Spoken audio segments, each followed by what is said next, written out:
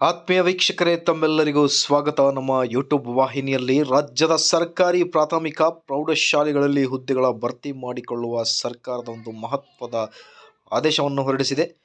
ಬನ್ನಿ, ಹಾಗಿದ್ದಲ್ಲಿ ಪ್ರಾಥಮಿಕ ಮತ್ತು ಪ್ರೌಢಶಾಲೆಗಳಲ್ಲಿ ಶಿಕ್ಷಕರ ನೇಮಕಾತಿ ಕುರಿತು ಬಂದಿರುವ ಆದೇಶ ಏನಿದೆ ಅನ್ನೋದ್ರ ಬಗ್ಗೆ ಡೀಟೇಲ್ ಆಗಿ ಇನ್ಫಾರ್ಮೇಷನನ್ನು ನೋಡ್ತಾ ಬರೋಣ.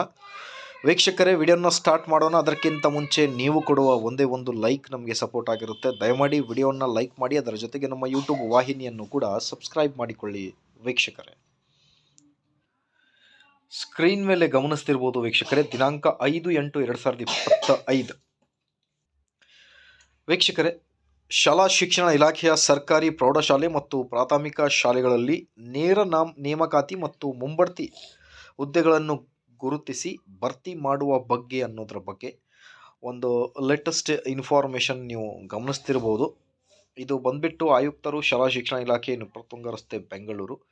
ಸೊ ಈ ಒಂದು ಲೆಟ್ರಲ್ಲಿ ಏನಿದೆ ಇನ್ಫಾರ್ಮೇಷನ್ ಅಂತ ನೋಡ್ತಾ ಬಂದರೆ, ಸ್ಕ್ರೀನ್ ಮೇಲೆ ನೀವು ಗಮನಿಸ್ತಿರ್ಬೋದು, ಡೀಟೇಲ್ ಆಗಿ ಇನ್ಫಾರ್ಮೇಷನ್ನ ಕೊಟ್ಟಿದ್ದಾರೆ. ಸರ್ಕಾರಿ ಪ್ರಾಥಮಿಕ ಮತ್ತು ಪ್ರೌಢಶಾಲೆಗಳಲ್ಲಿ ನೇಮಕಾತಿಗಳ ಕುರಿತು ಆದೇಶ ಅನ್ನೋದ್ರ ಬಗ್ಗೆ ಮೇಲ್ಕಂಡ ವಿಷಯಕ್ಕೆ ಸಂಬಂಧಿಸಿದಂತೆ 1978ರಿಂದ 2003ರವರೆಗೆ ರಾಜ್ಯದ 4 ವಿಭಾಗೀಯ ಕಚೇರಿಗಳ ಸಹ ನಿರ್ದೇಶಕರುಗಳಿಗೆ ಹಾಗೂ 2003ನೇ ಸಾಲಿನಿಂದ ರಾಜ್ಯದ 35 ಶಿಕ್ಷಣ ಜಿಲ್ಲೆಗಳ ಉಪನಿರ್ದೇಶಕರಾಗಿರುವ ಸರ್ಕಾರಿ ಪ್ರೌಢಶಾಲೆ ಮತ್ತು ಪ್ರಾಥಮಿಕ ಶಾಲೆಗಳಲ್ಲಿನ ನೇರ ನೇಮಕಾತಿ ಮತ್ತು ಮುಂಬಡ್ತಿ ಮಾಹಿತಿಯನ್ನು ಆಯೋಗಕ್ಕೆ ಸಲ್ಲಿಸಲು ಉಲ್ಲೇಖ 3 ಮತ್ತು 4 ತಮ್ಮ ಪತ್ರಗಳಲ್ಲಿ ಆದೇಶಿಸಲಾಗಿದೆ ಅಂತ ಹೇಳ್ತಾ ಇದ್ದಾರೆ.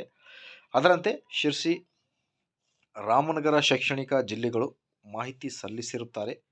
ಉಳಿದಂತೆ ಯಾವ ಶೈಕ್ಷಣಿಕ ಜಿಲ್ಲೆಗಳು 4 ವಿಭಾಗೀಯ ಕಚೇರಿಗಳು ಮಾಹಿತಿ ಸಲ್ಲಿಸಿರುವುದಿಲ್ಲ. ಈಗಾಗಲೇ 7 ತಿಂಗಳು ಗುರುತಿಸುತ್ತಿರುತ್ತದೆ. ಸರ್ಕಾರಕ್ಕೆ ವರದಿ ಸಲ್ಲಿಸಬೇಕಾಗಿರುವುದರಿಂದ ಸಂಬಂಧಪಟ್ಟವರಿಗೆ ಸರ್ಕಾರಿ ಪ್ರೌಢಶಾಲೆ ಮತ್ತು ಪ್ರಾಥಮಿಕ ಶಾಲೆಗಳಲ್ಲಿನ ನೇರ ನೇಮಕಾತಿ ಅನುಬಂಧ 1ರಲ್ಲಿ, ಮುಂಬಡ್ತಿ ಅನುಬಂಧ 2ರಲ್ಲಿ ಮಾಹಿತಿಗಳೊಂದಿಗೆ ವಿವರಿಸಲು ಅಧಿಕಾರಿ ಸಿಬ್ಬಂದಿಯನ್ನು ಆಯೋಗಕ್ಕೆ ನಿಯೋಜಿಸುವಂತೆ ನಿರ್ದೇಶನವನ್ನು ನೀಡಲಾಗಿದೆ ಅನ್ನೋದ್ರ ಬಗ್ಗೆ ಒಂದು ಮಾಹಿತಿಯನ್ನು ನೀವು ಸ್ಕ್ರೀನ್ ಮೇಲೆ ಗಮನಿಸ್ತಿರ್ಬೋದು.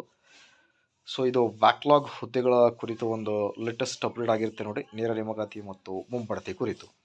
ಸೊ ಈ ಥರ ಮಾಹಿತಿಗೋಸ್ಕರ ಲೈಕ್, ಶೇರ್ ಆ್ಯಂಡ್ ಸಬ್ಸ್ಕ್ರೈಬ್.